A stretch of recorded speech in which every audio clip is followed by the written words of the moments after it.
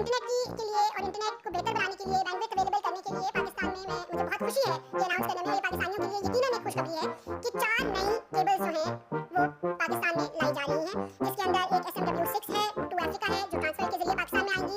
इसी तरह अफ्रीका 1 है जो PDCL के जरिए आएगी, और इसी तरह मकान गल्फ गेटवे है जो कि पाकिस्तान को गल्फ से और कराची को गवादर से कनेक्ट करेगी। तो इंटरनेशनल कनेक्टिविटी जो है और ये जो तमाम केबल्स आप देखते हैं पाकिस्तान में इंटरनेट लेके आती हैं, इनको बढ़ाया जा रहा है, पाकिस्तान की कैपेसिटी को बढ़ाया जा रहा है ताकि पाकिस्तान की आवाम के लिए बेहतर हाई स्पीड रिलायबल इंटरनेट को यकीनी बनाया जा सके। और हमें उम्मीद है कि एक दफ़ा जब ये केबल्स आ जाएंगी, इसी तरह हमने बहुत सी बैंडविड्थ जो लिटिगेशन में हमारी स्पेक्ट्रम जो है वो फंसा हुआ था उसको क्लियर करवाया है। हमारी कोशिश है कि स्पेक्ट्रम को जल्द से जल्द अवेलेबल कराया जाए डिफरेंट टेलीकोस को, इंटरनेट सर्विस प्रोवाइडर्स को, ताकि जब वो स्पेक्ट्रम अवेलेबल होगा तो इंटरनेट की स्पीड और इंटरनेट की क्वालिटी बेहतर बनाई जा सकेगी। तो ये वो चंद गुजारिशात थी जो मैं करना चाह रही थी।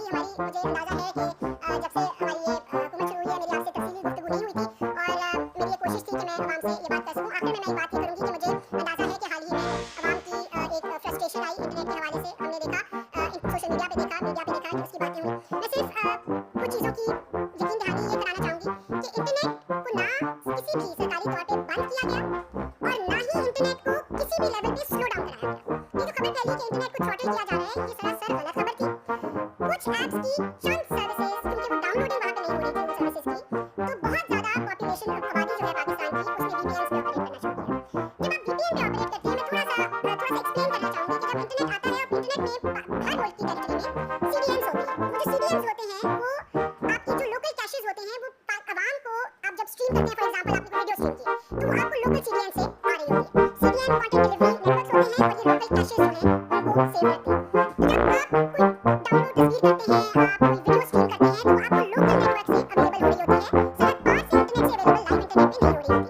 हो रही होती है, सरहद पार से इंटरनेट से अवेलेबल लाइव इंटरनेट पे नहीं हो रही होती। और मेजॉरिटी बैंडविड्थ पाकिस्तान की ये CDNs चला रहे होते हैं और आपको लोकल कैशेज से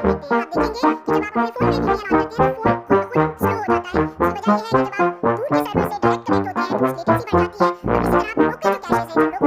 बहरहाल दिन रात लगे रहे, हमने टेक्निकल एक्सपर्ट से बात की, पूछा, मुख्तलिफ इंटरनेट सर्विस प्रोवाइडर से बात की, और अगले हफ्ते में मैंने इंटरनेट सर्विस प्रोवाइडर्स और टेलीकॉम की गुजारिश की है उनको मिलने की। PTA से भी गुजारिश की है, PTA ने हमारा बहुत साथ दिया है सारी चीज़ में।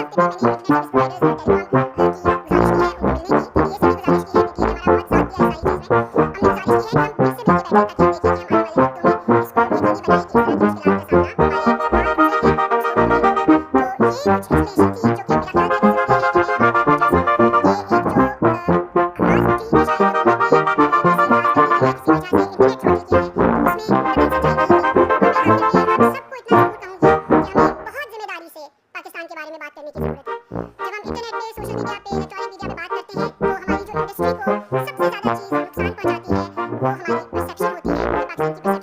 एक ज़माना था जब सिक्योरिटी परसेप्शन, इशू सिक्योरिटी का मसला था पाकिस्तान में। आपको याद होगा टेररिज्म 2013 में कितना होता था, फिर 4 साल में वो टेररिज्म खत्म हुआ, तो हमने देखा कि फॉरेन डायरेक्ट इन्वेस्टमेंट आई,